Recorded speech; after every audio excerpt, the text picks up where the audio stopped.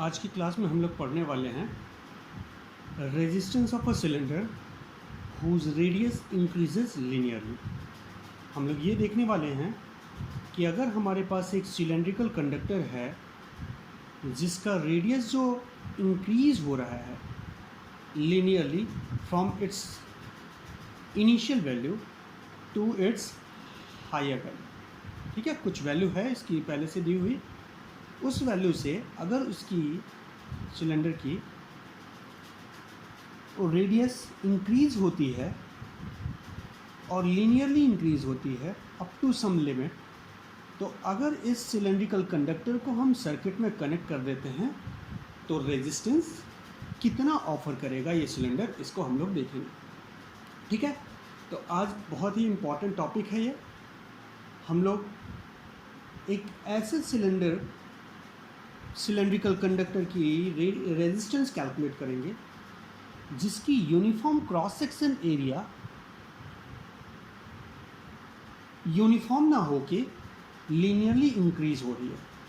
ठीक है, तो मान लेते हैं कि हमारे पास ये एक सिलेंड्रिकल कंडक्टर है और इस सिलेंड्रिकल कंडक्टर का रेडियस जो है एक तरफ a है, दूसरी तरफ इसका रेडियस b है और इस सिलेंडर की लेंथ जो हम लोगों ने कंसीडर करी है वो L है। तो इस सिलेंडर को अगर हम सर्किट में कनेक्ट कर देते हैं तो ये सिलेंड्रिकल कंडक्टर कितना रेजिस्टेंस ऑफर करने वाला है। ठीक है, इसी को हम लोग आज अपनी क्लास में देखने वाले हैं बच्चों। तो हमने इस सर्किट ये मान लेते हैं कि ये कंडक्टर है, इसको हम लोग एक सर्किट में कनेक्ट कर देते हैं। तो हमें क्या कैलकुलेट करना है? Resistance of a cylinder whose radius increases linearly from A to B such that B minus A, B is the radius of this section and A is the radius of this section, and difference of B minus A is always smaller than L, where L is the length of the cylinder. हमको क्या calculate करना है? इस type के arrangement, conductor का arrangement अगर है तो इस कंडक्टर के थ्रू रेजिस्टेंस कितना होगा, रेजिस्टेंस कितना होगा, इसी को हम लोग कैलकुलेट करने वाले हैं। तो अगर हम लोगों को रेजिस्टेंस कैलकुलेट करना है तो हमें इसको एक सर्किट में कनेक्ट करना पड़ेगा। यहाँ मैंने एक सर्किट कंसीडर कर रखा है जिसके थ्रू इस कंडक्टर को, सिलेंड्रिकल कंडक्टर को हमने कनेक्ट कर दिया। ठीक है, हमने यहाँ एज्यूम कर रखा है कि यहाँ से लेके फ्रॉम दिस एंड ये जितने भी हमने रेड कलर से वायर को रिप्रेजेंट कर रखा है, यहाँ हमारा वायर का रिप्रेजेंटेशन है, ये यहाँ से यहाँ तक पूरा, इस पूरे वायर को हम लोगों ने नेग्लिजिबल रेजिस्टेंस का कंसीडर कर रखा है। ठीक है बच्चों, क्या कंसीडर कर रखा है? नेग्लिजिबल रेजिस्टेंस का कंसीडर कर रखा है। अब अगर हमको इस कंडक्टर के थ्रू अगर हम वोल्टेज सोर्स ऑफ एनर्जी को कनेक्ट कर देते हैं थ्रू एनी कंडक्टिंग वायर, तो हम देखेंगे कि the direction of current is from the positive terminal of a cell to the negative terminal of a cell and it will be represented here as this one. हमारे direction of current कैसा होगा? तो ये हमने represent कर रखा है। मतलब कि करंट जो है वो इस जो सिस्टम हम लोगों ने कंडक्टर का कंसीडर कर रखा है, इस कंडक्टर के सिस्टम में A रेडियस के तरफ से एंटर होगा, A रेडियस के तरफ से एंटर होगा और B के तरफ से बाहर निकल जाएगा। मतलब डायरेक्शन ऑफ करंट जो हम लोगों को मिलने वाली है इस कंडक्टर में वो ऐसी है। सो I अमाउंट ऑफ करंट अगर यहाँ से फ्लो होता है V वोल्टेज पे, तो हम लोगों को रेजिस्टेंस मिलेगा और वो रेजिस्टेंस हमें कितना हो जाएगा? V upon I। तो हम लोगों को आर जो रेजिस्टेंस इसका मिल रहा है उसको कैसे पाएंगे, क्योंकि हमने सोर्स ऑफ एनर्जी कनेक्ट कर रखी है किससे, हमारे कंडक्टर से, और ऐसे कंडीशन पे उससे करंट फ्लो होगा और हमारे पास रेजिस्टेंस मिल जाएगा। तो अगर इस कंडक्टर को हम लोगों ने सर्किट में कनेक्ट कर दिया तो हम लोग करंट फ्लो होना शुरू हो जाएगी, और करंट अगर फ्लो हो रही है तो इसका कुछ ना कुछ रेजिस्टेंस होगा, और वो रेजिस्टेंस जो हम लोगों को मिलेगा वो क्या होगा, रेजिस्टेंस इज इक्वल्स टू, हम इस कंडक्टर की रेजिस्टिविटी को रो मान लेते हैं। Let resistivity of this conductor is taken as rho. तो रेजिस्टेंस का फॉर्मूला क्या होता है बच्चों, rho l divided by area, यही हम लोगों को रेजिस्टेंस का फॉर्मूला मिलता है। ठीक है, तो अगर हम यहाँ देखें कि हम लोगों को रेजिस्टेंस निकालना है तो it will equals to rho L by a होने वाला है, और यहाँ देखा जाए तो इस पूरे कंडक्टर की रेजिस्टिविटी हम लोगों ने रो मान ली है। इस कंडक्टर का लेंथ जो हम लोगों को मिल रहा है वो यहाँ से यहाँ तक एल मिल जा रहा है, बट अगर हम एरिया की तरफ जाएं तो हम कहेंगे यहाँ का जो एरिया ऑफ क्रॉस सेक्शन होगा वो हो जाएगा पाई ए स्क्वायर, यहाँ का एरिया ऑफ क्रॉस सेक्शन जो होगा वो हो जाएगा पाई बी स्क्वायर, और इसी तरीके से अगर हम डिफरेंट अरेंजमेंट लेते जाते हैं इस पॉइंट से लेके इस पॉइंट के बीच में, तो हम देखेंगे cross section area is not uniform, change होता जाएगा। यहाँ का क्रॉस सेक्शन एरिया अलग होगा, यहाँ का क्रॉस सेक्शन एरिया अलग होगा, यहाँ का क्रॉस सेक्शन एरिया अलग होगा। इसी तरीके से हम देखें तो ये from radius is equals to A to radius is equals to B, there will be infinite number of cross section area possible and the area of each cross section will be different। तो अगर हम resistance निकालने जाते हैं तो resistance के फॉर्मूले में एरिया जो रखा जाएगा, resistance is equals to rho L by area होता है, रो एल बाई एरिया जो होता है उसमें जो एरिया रखेंगे वो एरिया क्या होगा, ये हमारे पास एक क्वेश्चन होगा। क्योंकि हम यहाँ का एरिया तो डिफरेंट पा रहे हैं, यहाँ का एरिया डिफरेंट पा रहे हैं, बीच में हमने देखा डिफरेंट एरिया हर एक पॉइंट पे मिल रहा है। ऐसे कंडीशन पे हम इस फॉर्मूले में रेजिस्टेंस कैलकुलेट करने का ये जो फॉर्मूला है, इस फॉर्मूले में एरिया के जगह पे क्या सब्स्टिट्यूट करेंगे, ये हमारे लिए एक प्रॉब्लम वाली सिचुएशन हो गई। तो ये इस टाइप के प्रॉब्लम का, इस टाइप के रेजिस्टेंस, जब हम इसका रेजिस्टेंस निकालेंगे तो हमारे लिए प्रॉब्लम की तरह से खड़ा हो जाएगा कि इसका एक ही जगह पे हम क्या वैल्यू रखें। तो हम इस क्लास में, आज की क्लास में यही देखने वाले हैं कि हमने कैसे इस टाइप के प्रॉब्लम को सॉल्व करना है। तो हमने देखना था, हमें इसका रेजिस्टेंस कैलकुलेट करना था। रेजिस्टेंस कैलकुलेट करने के लिए हमें rho length of a cross section, length of a conductor from its one terminal to other terminal as well as area चाहिए। तो लेंथ तो हम लोग देख रहे हैं यहाँ से यहाँ तक एल है, बट एरिया कौन सा लिया जाए, क्योंकि एरिया तो डिफरेंट आ रहा है। इस टाइप के प्रॉब्लम को सॉल्व करने के लिए हम लोगों ने बच्चों मान लिया कि let the distance x from the origin, ये हमने y एक्सिस मान ली, ये वाली लाइन हमारी y एक्सिस है, y एक्सिस इसको मान लेते हैं। ये हमारी हॉरिजेंटल एक्सिस जिसको हम x एक्सिस मान लेते हैं, और इस वाले पॉइंट को, ये जो पॉइंट है इसको हम लोग ओरिजिन मान लेते हैं। तो हमने माना कि हम ओरिजिन से x डिस्टेंस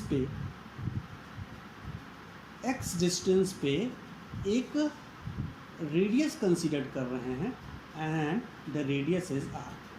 क्या है, let at distance x from the origin से x डिस्टेंस पे the radius of this arrangement is r। इसका रेडियस हम लोगों ने कितना ले रखा है, r ले रखा है। ठीक है बच्चों, समझ पा रहे हैं कि हमने क्या किया, हमने ओरिजिन से x डिस्टेंस पे इस जगह पे एक arbitrary cross section area consider कर लिया। कितने डिस्टेंस पे, x डिस्टेंस पे एक arbitrary cross section area consider कर लिया, और इस क्रॉस सेक्शन एरिया का हमने जो रेडियस मान लिया वो कितना मान लिया, r। ठीक है, इसको मैं यहाँ पे रिप्रेजेंट कर रहा हूँ। कि ये हमने x डिस्टेंस पे एक uniform arbitrary cross section area consider किया जिसका रेडियस कितना ले लिया r। इसको मैं यहाँ लिखा हूँ, let at distance x from the origin the radius is r। अब यहाँ का रेडियस हमारा a है, यहाँ का रेडियस हमारा a है, यहाँ का रेडियस हमारा b है और यहाँ का रेडियस हमारा r है। तो अगर हम r की वैल्यू निकालें, r की वैल्यू अगर हमें मालूम हो तो हम इस क्रॉस सेक्शन, जैसे अगर हमें इसका रेडियस मालूम है, इस वाले क्रॉस सेक्शनल एरिया का रेडियस मालूम है, डेट इज़ a, तो यहाँ का एरिया कितना हो जाएगा पाई a स्क्वायर। यहाँ का हमें रेडियस मालूम है b, तो यहाँ का एरिया कितना हो जाएगा पाई b स्क्वायर। यहाँ का रेडियस मालूम है r, तो यहाँ का एरिया क्या हो जाएगा पाई r स्क्वायर। बट r की वैल्यू हमारी b और a के बीच में कुछ लाई करेगी, और वो r की वैल्यू जो हम देखना चाह रहे हैं कि कितनी होगी इनके बीच में, जो r की वैल्यू हमारी आने वाली है वो कितनी होगी, तो हम देखेंगे the value of r will equals to, ये जो r की वैल्यू हम लोगों को मिल रही है वो कितनी है, a प्लस ब्रैकेट अंदर b minus a divided by l, where l is the length and x is the distance. x distance पे हमने r लेंथ ले रखा है, और इस r जो इस आर्बिट्ररी सेक्शन एरिया लिया है, इस आर्बिट्ररी क्रॉस सेक्शन एरिया का जो रेडियस है उसकी वैल्यू कितनी होगी, a plus B minus A upon L into X. अब यहाँ पे सवाल होता है कि हमारे r की वैल्यू ये आई कहाँ से, हमने ये r is equals to a plus B minus A upon L into X कहाँ से पा लिया। तो इसको हम लोग समझते हैं सबसे पहले कि ये जो रेडियस निकाला है, इस रेडियस की ये वैल्यू आई कहाँ से। तो यहाँ देखा जाए कि हम लोगों ने यहाँ पे हम डायग्राम को देखें तो डायग्राम में ये वाली लाइन हमारी क्या है वाई एक्सिस, ये वाली लाइन क्या है एक्स एक्सिस। वाई एक्सिस में देखा जाए तो यहाँ पे हमें वाई पे कितनी वैल्यू मिल रही है ए, यहाँ पे वाई पे कितनी वैल्यू मिल रही है आर, और यहाँ पे वाई पे कितनी वैल्यू मिल रही है बी। सिमिलरली अगर यहाँ पे एक्स एक्सिस की जगह पे देखी जाए तो एक्स की वैल्यू 0, यहाँ पे एक्स की वैल्यू हमें कितनी मिलेगी x is equals to X, और यहाँ हॉरिजेंटल एक्सिस में x की वैल्यू कितनी हो जाएगी l। तो हम लोगों ने x एक्सिस और y एक्सिस पे हमने कैलिब्रेशन कर रखा है, यहाँ की वैल्यू a, यहाँ की वैल्यू r और यहाँ की वैल्यू b, यहाँ की वैल्यू x, यहाँ की वैल्यू l और यहाँ की वैल्यू 0। तो अगर हम देखें कि अगर x एक्सिस में डिस्टेंस हमने कितना ट्रैवल किया x एक्सिस में, x एक्सिस में अगर हम x डिस्टेंस पे चले जाएँ from the origin, x distance पे चले जाएँ तो हम देखेंगे y में जो हमें वैल्यू मिलने वाली है, y में कितनी वैल्यू मिलेगी, तो y में हमें मिली वैल्यू r। तो when x is equal, when horizontal axis will be x, horizontal पे वैल्यू कितनी है x, देन वर्टिकल पे वैल्यू कितनी है r। ठीक है, तो ये हम लोगों ने पहली चीज़ यहाँ पे जानी। डायग्राम में हम लोगों को क्या दिख रहा है कि जब हॉरिजेंटल एक्सिस में हमने एक पॉइंट लिया x, उस x पे वर्टिकल एक्सिस में कितनी वैल्यू मिल रही है r, ये r। तो at x is equals, horizontal axis is equals to x, vertical will भी r हो जाएगा। नाउ अब अगर हम यहाँ से देखें कि हमने एक ऐसे ड्रॉ कर लिया, यहाँ से एक ट्रायंगल, ये एक ट्रायंगल बना लेते हैं हम लोग यहाँ से, ये एक ट्रायंगल बन गया, और इस ट्रायंगल में यहाँ का एंगल हम लोगों को थीटा मिल गया। तो थीटा इज इक्वल्स टू कितना हो जाएगा, तो हम देखेंगे कि टेंजेंट थीटा की वैल्यू हम लोगों को यहाँ से ज्वाइन कर लिया जाए तो ये रीजन कितना मिलेगा, ये रीजन हमारा यहाँ से पूरा कितना है b, यहाँ तक कितना है a, तो ये रीजन हमारा कितना हो गया b माइनस ए, ये कितना हो गया b माइनस ए, और ये हमारा बेस कितना हो जाएगा, इस बेस की वैल्यू हो जाएगी हमारी l। तो इसको अभी हम लोग समझेंगे कि हमारी ये जो r की वैल्यू हम लोगों ने कैलकुलेट करी है, ये r की value a plus B minus A upon L into X आया कहाँ से। तो हम इस ब्लैक वाले बॉक्स में देखें तो हमने कहा है कि by equation of straight line, straight line का इक्वेशन होता है y is equals to m x plus c. ये हमने इक्वेशन लिख रखा है यहाँ पे, देखा जाए तो ये है equation y is equals to m x plus c. तो हमारे कोऑर्डिनेट सिस्टम को यहाँ से देखा जाए तो हॉरिजेंटल एक्सिस ये है, वर्टिकल एक्सिस ये है, और ये हमने अगर थोड़ा सा इसको मैं इरेज करके फिर से ड्रॉ करूं, तो ये जो लाइन हमने देखी है, ये वाली लाइन, ये हम कहेंगे हमारी स्ट्रेट लाइन है जो एक्स एक्सिस और वाई एक्सिस को इंटरसेक्ट कर रही है, लाइक दिस। ठीक है, ऐसे चली जाएगी। तो अगर हम ये देखें कि हमारे इक्वेशन ऑफ स्ट्रेट लाइन में, यहाँ पे इक्वेशन ऑफ स्ट्रेट लाइन में सी क्या रिप्रेजेंट करता है, इंटरसेप्ट ऑन वाई एक्सिस। तो ये वाली लाइन वाई एक्सिस को कहाँ काट रही है, तो ए पे काट रही है, इसलिए सी के जगह पे हमने क्या पुट कर लिया, ए पुट कर लिया। ये रहा ए, जिसको मैं ये ब्लैक बॉक्स में सेकंड वाली लाइन पे रिप्रेजेंट किया हूँ, सी के जगह पे क्या पुट कर लिया, ए। साथ में एक्स क्या बता रहा है कि हमारी लाइन, हमारी स्ट्रेट लाइन को, हमने जो स्ट्रेट लाइन कंसीडर कर रखा है, ये स्ट्रेट लाइन पे किसी एक्स पॉइंट पे वाई की वैल्यू कितनी होगी। तो हमने यहाँ पे एक्स के जगह पे एक्स रख दिया, और एक्स के जगह पे वाई की कितनी वैल्यू मिल रही है बच्चों, एक्स के जगह पे वाई की हमें आर वैल्यू मिल रही है। इसलिए वाई के जगह पे हम लोगों ने इक्वेशन ऑफ स्ट्रेट लाइन के नीचे जो वाई लिखा हुआ है, वाई के सेकंड लाइन में हम लोगों ने y is equals to m x plus c के बाद वाली लाइन में हम लोगों ने वाई की जगह पे क्या पुट कर लिया, आर। क्योंकि जहाँ पे ग्राफ में देखा जाए तो जहाँ एक्स है, X comma Y, here equation of straight line में वाई और X is the abscissa and ordinate. तो एब्सिसा और ऑर्डिनेट को देखा जाए तो ऑर्डिनेट की वैल्यू हमारी वाई है, और वाई के जगह पे हम लोग को क्या मिल रहा है, आर। इसलिए वाई के जगह पे हमने क्या पुट कर लिया, आर। और एक्स हॉरिजॉन्टल एक्सिस में देखा जाए तो एक्स की जगह पे हम लोगों ने क्या पुट कर लिया, एक्स। सी क्या रिप्रेजेंट कर रहा है, वाई इंटरसेप्ट, जिसकी वैल्यू ए है। नाउ अब हमारे पास एक क्वेश्चन बचता है कि ये स्लोप क्या है। तो हम लोग ये जानते हैं कि slope is actually represented by tangent theta. Equation of straight line में स्लोप जो होता है वो टेंजेंट थीटा से रिप्रेजेंट किया जाता है।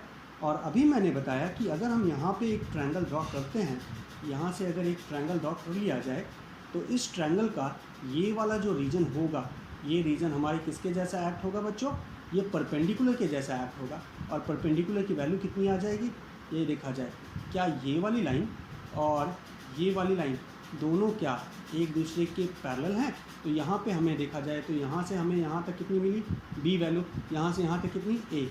तो ये वाले रीजन की वैल्यू कितनी हो जाएगी, बी माइनस ए।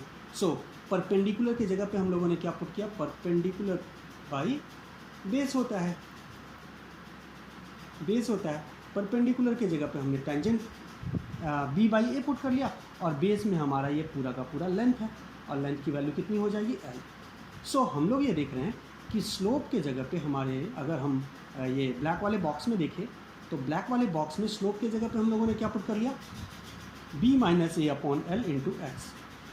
तो ये जो आर की वैल्यू हम लोग निकाले हैं, r is equals to A plus B minus A upon L into x, ये actually equation of straight line का यूज़ करके हम लोगों ने at any particular value of r what will be the equation of straight line for this particular line.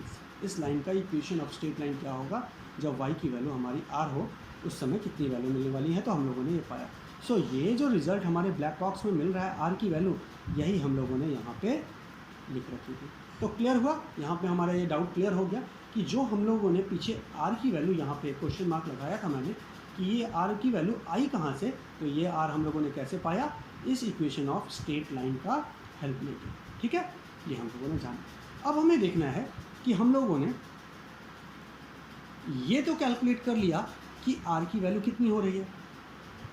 अब अगर हमें r मिल गया है तो इस पर्टिकुलर क्रॉस सेक्शन एरिया, ये जो आर्बिट्ररी क्रॉस सेक्शन एरिया हम लोगों ने लिया है, इसका मैग्नीट्यूड ऑफ एरिया कितना होगा, तो हम कहेंगे it will equals to pi into R का स्क्वायर, पाई इंटू आर का स्क्वायर, यही होने वाला है। तो हम लोग यहाँ देखेंगे कि अब अगर हम इस पर्टिकुलर रीजन से, ये जो पर्टिकुलर रीजन है, इस पर्टिकुलर रीजन से अगर हम लोग रेजिस्टेंस कैलकुलेट करना चाहते हैं, तो रेजिस्टेंस का फॉर्मूला रो, एरिया हमें इसका पता चल गया, रो लेंथ इसका कुछ ना कुछ होगा अपॉन एरिया।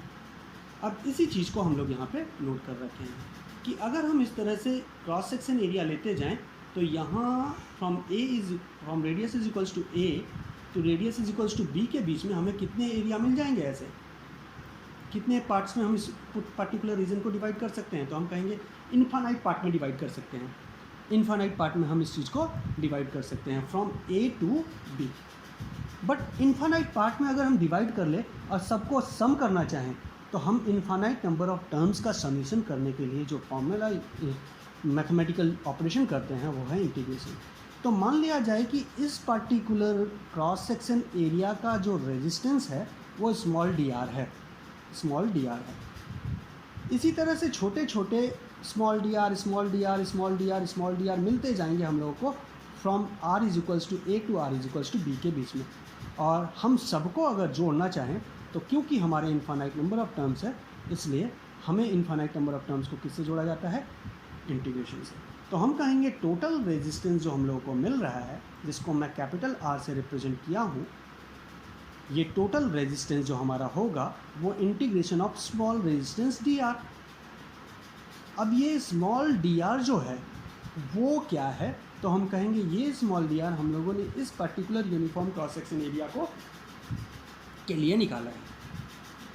और इस particular uniform cross section area का हम लोग स्मॉल रेजिस्टेंस निकाल के और उसके ऊपर इंटीग्रेशन अप्लाई कर लें। इंटीग्रेशन की लिमिट हम लोग लगा लें from this point to this point along horizontal axis, that is from x is equals to 0 to x is equals to l, या फिर वर्टिकल एक्सिस में from r is equals to a to r is equals to b। तो हम लोग ये समझेंगे अभी कि हम लोग को एप्लीकेशन इसका कैसे करना है। तो अगर हम इसका रेजिस्टेंस निकालना चाहते हैं इस पर्टिकुलर रीजन का, तो इसके रेजिस्टेंस को निकालने के लिए हमने कहा कि इसका रेजिस्टेंस, क्योंकि ये पूरे कंडक्टर का की रेजिस्टिविटी रो है तो इसलिए हमने रो ले लिया। इस पर्टिकुलर क्रॉस सेक्शन एरिया का मैग्नीट्यूड ऑफ एरिया कितना होगा, तो हम कहेंगे पाई आर स्क्वायर। अब इस पर्टिकुलर क्रॉस सेक्शन एरिया का ना कुछ थिकनेस हम कंसिडर कर लेते हैं। Let that thickness is D x. So the resistance through this particular arbitrary cross section area, इस particular cross section area के थ्रू जो रेजिस्टेंस हमारा होगा वो रो, इस एरिया की thickness that is D x हमने मान रखा है, क्योंकि ये एक्स एक्सिस में है तो एक्स डिस्टेंस पे हमने थोड़ा सा इसका थिकनेस कंसिडर कर रखा है। अभी आपको दिखाते हैं कि कैसे थिकनेस कंसिडर कर रखा है, और उसके बाद एरिया ले रखा है पाई आर स्क्वायर। सो हमारा जो रेजिस्टेंस मिला स्मॉल डी आर, उसकी वैल्यू कितनी हो गई, rho d x upon pi r square. और इसका इंटीग्रेशन हम लोग, क्योंकि एक्स एक्सिस में एक्स डी एक्स है, स्मॉल चेंजेस, स्मॉल थिकनेस को हम लोगों ने किधर लिया है, एक्स एक्सिस में, इसलिए इसको हम लोग इंटीग्रेट कहाँ से कहाँ तक करेंगे, from X is equals to origin to X is equals to L, that is from 0 to L. तो अब यहाँ देखना है कि ये जो हम लोगों ने, अभी मैं आपसे कह रहा था ना कि ये डी एक्स हम कहाँ से लिख रहे हैं, तो हमने कहा कि ये जो पर्टिकुलर क्रॉस सेक्शन एरिया लिया है उसको अगर देखा जाए तो हमने उसकी कुछ ना कुछ थिकनेस कंसिडर कर रखी है। ये रीजन थिकनेस है, इसकी थिकनेस कितनी मान ली हमने, इसकी थिकनेस हमने डी एक्स मान ली। ये जो मैं रेड स्ट्रिप से आपको रिप्रेजेंट कर रहा हूँ यहाँ, मान लेते हैं कि इस गिवन क्रॉस सेक्शन एरिया का थिकनेस कितना है बच्चों, डी एक्स है, इसका रेडियस कितना है, आर है, और इसकी रेजिस्टिविटी कितनी है, रो है। तो हम अगर इसकी रेजिस्टेंस निकालना चाहें तो इसका रेजिस्टेंस कितना आएगा, rho d x upon pi r square. ठीक है, समझ पा रहे हैं बच्चे? ओके, अब अगर देखा जाए कि हम लोगों ने देखा कि आर की वैल्यू हमारी कितनी है, पीछे हम लोगों ने निकाल रखा है। रेजिस्टेंस जब टोटल कैलकुलेट करने गए तो आर इज, अभी हम लोगों ने कैलकुलेट किया तो रेजिस्टेंस की वैल्यू कितनी पाई, integration of d r is equals to integration of rho d x upon pi r square. अब यहाँ जो ये आर की वैल्यू है ना बच्चों, उसको हम यहाँ से उठा के यहाँ पे सब्स्टिट्यूट कर लेते हैं, जिसको मैंने नेक्स्ट स्टेप में कर रखा है कि इस आर की वैल्यू उठा के मैंने इस आर के जगह पे ये जो आर हमने यहाँ पे पाया है, इस आर को हम लोग यहाँ से उठा के यहाँ सब्स्टिट्यूट कर लेते हैं। और जब सब्स्टिट्यूट करेंगे तो हम लोगों को जो आर की वैल्यू मिलने वाली है वो कितनी हो जाएगी, ये देखा जाए आर इज इक्वल्स टू कितना है, ए प्लस बी माइनस ए अपॉन एल इंटू एक्स, जिसको हमने यहाँ पे रखा, और क्योंकि आर के ऊपर स्क्वायर का पावर था इसलिए स्क्वायर लिया। ठीक है, और लिमिट क्या अप्लाई कर ली है, फ्रॉम 0 टू एल। अब इसको हम लोग को सॉल्व करना है और हम लोगों को रेजिस्टेंस मिल जाएगी। अब इसको सॉल्व करने के लिए ना बच्चों, हम लोगों ने ये जो ब्रैकेट में रखी वैल्यू है, इस ब्रैकेट में रखी वैल्यूज़ को हम लोगों ने मान लिया कि it will equals to Z, ये देखा जाए कि ये जो ब्रैकेट में रखी वैल्यू है इसको हमने यहाँ पे इस डब्बे में ब्लैक वाले बॉक्स में हमने किसके बराबर मान लिया, जेड के बराबर मान लिया। तो अगर हम इस इक्वेशन को, इस जेड को एक्स के रिस्पेक्ट में डिफ्रेंशिएट करते हैं, जेड को एक्स के रिस्पेक्ट में डिफ्रेंशिएट करते हैं, तो हम ये क्या पाएंगे कि the value of Z D Z upon D x is equals to D Z, और ये जो डी एक्स मैंने इस बॉक्स में, ये वाले ब्लैक वाले बॉक्स में सेकेंड लाइन में डी जेड लिखा है, D Z is equals to B minus A upon L into D x. तो डी एक्स को हम चाहे तो डी जेड के नीचे रख सकते हैं, और d z by d x is equals to, a को डिफ्रेंशिएट करोगे तो कांस्टेंट टर्म है, जीरो हो जाएगा, और b minus A upon l it is also constant, और integration differentiation of x with respect to x will be 1। So d Z upon D x की value हमें बी माइनस ए upon l मिलेगी, और d Z is equals to कितना हो गया, b minus ए upon L into D x. तो यहाँ हम लोगों ने क्या किया, ये a plus B minus A into x upon L को रिप्लेस कर लिया किससे, जेड से, यहाँ। ठीक है, ये काम हमने यहाँ पे किया कि हमने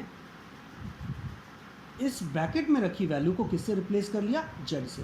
तो इस पूरे को उठाए और यहाँ पे हमने जेड रख लिया, और क्योंकि इस पूरे ब्रैकेट के ऊपर स्क्वायर था इसलिए जेड के ऊपर स्क्वायर रहा। अब यहाँ पे हम लोग जो ब्लैक वाले बॉक्स है उसमें हम लोगों ने जेड को डिफ्रेंशिएट किया है विथ रिस्पेक्ट टू एक्स। तो d Z upon D x, जो एक स्टेप मैंने नहीं लिखा है, that is d Z upon D x is equals to B minus A upon l, और d z by d x का जो एक्स है उसको उठा के बी माइनस ए अपॉन एल से मल्टीप्लाई कर लिया, तो d Z is equals to B minus A upon L into x हो गया। अब यहाँ हम लोग डी जेड की वैल्यू हम लोग को यहाँ से मिल रही है। अब अगर यहाँ से डी एक्स की वैल्यू उठा के इस डी एक्स की जगह पे हम लोग सब्स्टिट्यूट करें, तो हम लोग को डी एक्स की जगह पे क्या मिल जाएगा बच्चों, D x is equals to, यहाँ से देखा जाए ये वाले ब्रैकेट में जो बॉक्स में रखी हुई वैल्यू है, इस वाले बॉक्स में रखी जो वैल्यू है, इसको अगर हम ब्लैक वाले बॉक्स में रखी जो वैल्यू है उसको उठा के अगर हम डी एक्स के जगह पे सब्स्टिट्यूट करते हैं, तो दिस विल इक्वल्स टू कितना हो जाएगा, डी एक्स की value l D Z upon B minus a, यही होने वाली है, यही हो जाएगी ना। इस ब्लैक वाले बॉक्स का जो सेकंड लाइन है वहाँ से डी एक्स की वैल्यू निकाली जाए तो डी एक्स की वैल्यू कितनी हो जाएगी, एल को ऊपर भेज दिया जाए तो डी जेड से मल्टीप्लाई हो जाएगा, तो l D Z upon B minus a. तो डी एक्स को हम किससे रिप्लेस कर सकते हैं, इस पर्टिकुलर वैल्यू से रिप्लेस कर सकते हैं, जिसको मैंने अपने लाइन में लिख रखा है कि हमने डी एक्स को किससे रिप्लेस किया, डी एक्स को ये l D Z upon B minus a. अब ये जो सेकंड लाइन है हमारे रेजिस्टेंस का, ये फर्स्ट लाइन, ये सेकंड लाइन, तो सेकंड लाइन में अगर देखा जाए तो सेकंड लाइन में हम लोगों ने जो रेजिस्टेंस पाया है वो रेजिस्टेंस कितना है बच्चों, इंटीग्रेशन कर रखा है, integration of row L D Z upon पाई, तो पाई था B minus A into Z square, मतलब rho upon pi Z square, तो ये पहले से था, rho upon pi Z square, ये वैल्यू पहले से थी, हमने डी एक्स की वैल्यू उठाई और यहाँ टेक दी, यहाँ पे पुट कर दी। ठीक है, अब जैसे हमने यहाँ पुट किया हमने देखा कि हमारा इक्वेशन जो हो गया वो क्या बन गया, सेकेंड लाइन में total resistance is equals to integration rho L D Z upon pi B minus A into Z square. अब यहाँ एक और चीज़ हम लोग को बच्चों समझना है, हमें समझने के लिए हम लोग फिर से यहाँ पे आते हैं, ये वाले बॉक्स में, ब्लैक वाले बॉक्स में। अब यहाँ ब्लैक वाले बॉक्स में अगर देखा जाए तो यहाँ की ये जो हम लोग रेजिस्टेंस वाले में देख रहे हैं कि यहाँ लोअर लिमिट इसकी कितनी है, 0, लोअर लिमिट कितनी है, 0, मतलब जब x की वैल्यू 0 है तो ब्लैक वाले बॉक्स में अगर x की जगह पे हम लोग 0 पुट कर दे, तो हमें x की जगह पे अगर 0 पुट कर दे तो b minus A into L into 0 मिल के कितना हो जाएगा, 0, तो z की वैल्यू कितनी मिलेगी, a। तो जब जहाँ पे हमने लोअर लिमिट में 0 पुट कर रखा है वहाँ की लिमिट कितनी होनी चाहिए, a हो जाएगी। एंड जहाँ पे हमने x एक्सिस में l की वैल्यू पुट कर रखी है, x की वैल्यू l है, तो अगर हम इस इक्वेशन में x के जगह पे l पुट कर ले, ये ब्लैक वाले बॉक्स में पहले वाले लाइन में अगर x के जगह पे l पुट कर ले तो l से l कैंसिल आउट हो जाएगा, b plus a minus a, a plus a और माइनस a कैंसिल आउट होकर z की वैल्यू कितनी हो जाएगी, b।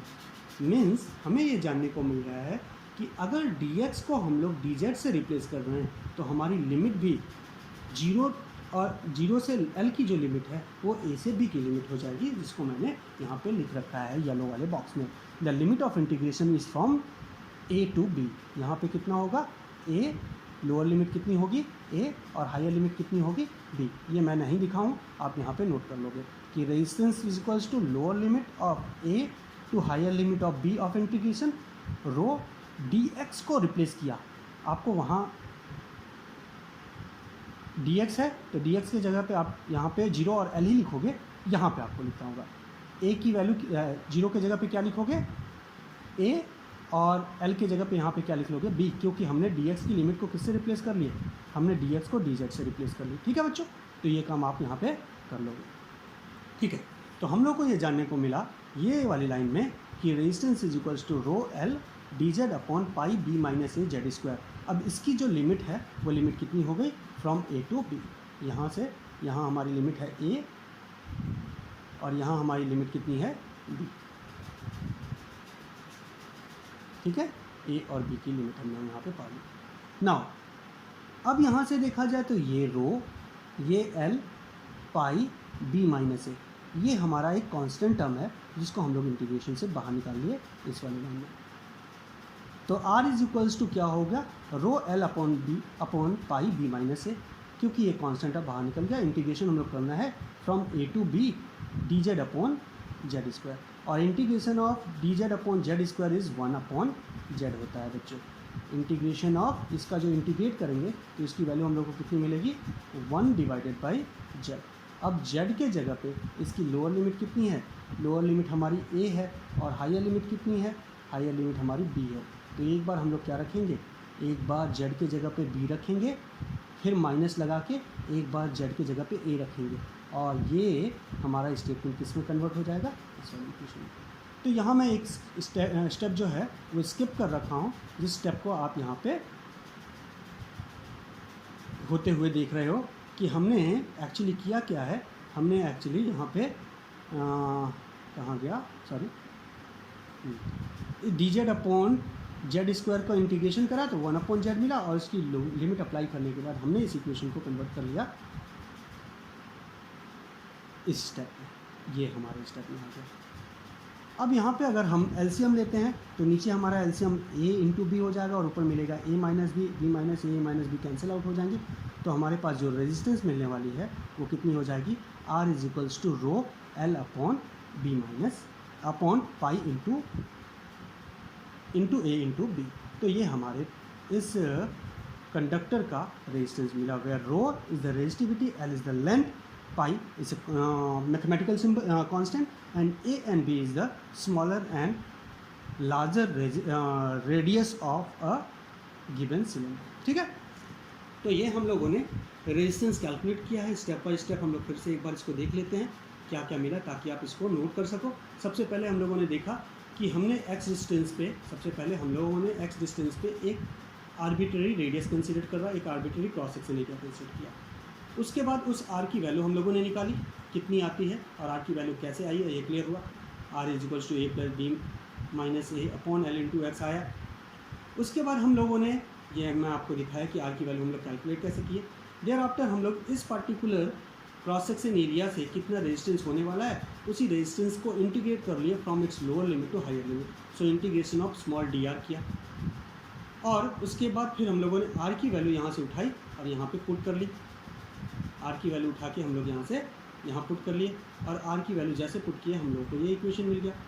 अब यहाँ पे इस पूरे के पूरे टर्म्स को हम लोगों ने एक z की वैल्यू से रिप्लेस कर लिया, और z की वैल्यू से यहाँ मैं थोड़ा सा इसको इरेज कर दूँ तो हम लोगों ने देखा कि इस पूरे टर्म को किससे रिप्लेस कर दिया हम लोगों ने, z से रिप्लेस करके यहाँ इस ब्रैकेट वाले टर्म को z मान लिया तो जेड स्क्वायर आ गया। और z और x के बीच में रिलेशन है, z is depend on x को बढ़ाओगे तो z की वैल्यू चेंज होती जाएगी, जिसको हम ऐसे कह सकते हैं कि